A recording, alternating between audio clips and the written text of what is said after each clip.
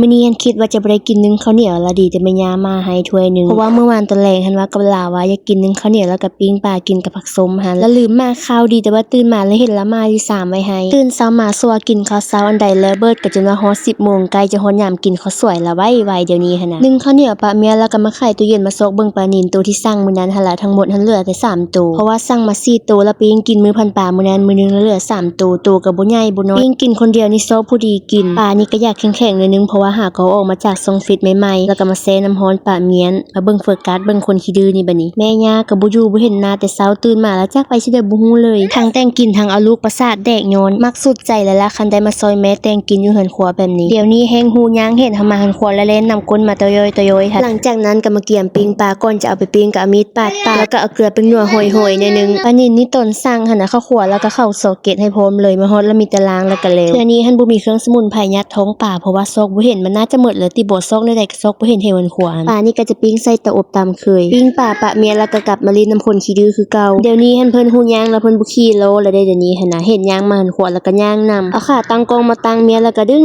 ญาติอยู่หั่นล่ะคันผู้นี้เข้ามาในหันขวแล้วแม่นเครื่องซะเวลาผ่านไปก็โดนเติบข้าวเหนียวที่นึ่งไว้กระสุกเป็นที่เหียบห้อยแล้วก็บีเสติบข้าวตามเคยเทื่อนี้หันนึ่งใส่หม้อซึ่งมันก็เลยว่าอยากนานสุกหน่อยนึงเขาก็อยากว่าแข็งๆหน่อยนึงมื้อนี้หั่นน่ะน่าจะแม่นเป็นน้ำวีไว้เด้จะต้องนึ่งอีกบ่นึงมันจังจะอ่อนนิ่มดีแต่ละเทื่อหันนึ่งใส่หม้อเล็กหนาๆที่ว่าถ่ายลงตลอดหั่นล่ะคันว่านึ่งใส่หม้ออันนั้นแล้วมันก็อยากสุกไวหน่อยนึงเวลาต้มซีนต้มกระดูกอันใดคือกันก็แต่ว่ามื้อนี้หม้ออันนั้นมันบ่ว่างเพราะว่าแม่ย่าต้มมันดังต้มหัวกรดข้าวจนว่าเต็มเราจะต้มเกลือไก่ค่อยก็เลยขี้ค้านทอกได้มันเอาหนักได้ก็เลยว่านึ่งใส่หม้อซึ่งเลยอันนี้แม่มันดังที่นึ่งกับข้าวเหนียว2หัวใหญ่ๆมันดังไข่หอมหวานๆซะปลานิลที่ปิ้งไว้เมื่อกี้ก็สุกเรียบร้อยแล้วผักเผ็ดนี่ก็ไปจี้มาจนว่าสุกกรอบแล้วอันนี้ก็จะแม่นหน้าตาผักส้มที่ว่าหากส้มเป็นกินมื้อวานหั่นแล้วก็เอาเผ็ดป่นหั่นมาจิกๆโหยๆใส่หน้าผักส้มคันว่าเฮ็ดแบบนี้มันก็หอมๆหั่นล่ะเพราะว่าหากจิ้มเผ็ดมาใหม่ๆอันนี้ก็จะเป็นหน้าตาปลาปิ้งของเฮาแล้วก็มีแจ่วอีกอันนี้นี่ก็จะเป็นแจ่วบองหลวงพระบางแจ่วนี่ก็ตักใส่แนวละน้อยทั้งหมดมี2แจ่วมีแจ่วหลวงพระบางแล้วก็แจ่วปลาแดกเครื่องย่านกินบ่หมดแดกคันว่าตักใส่หลายก็ได้อันที่จริงฉันอยากกินเมนูปิ้งปลาแล้วก็แจ่วแล้วก็ผักส้มอยากกินมาแต่โ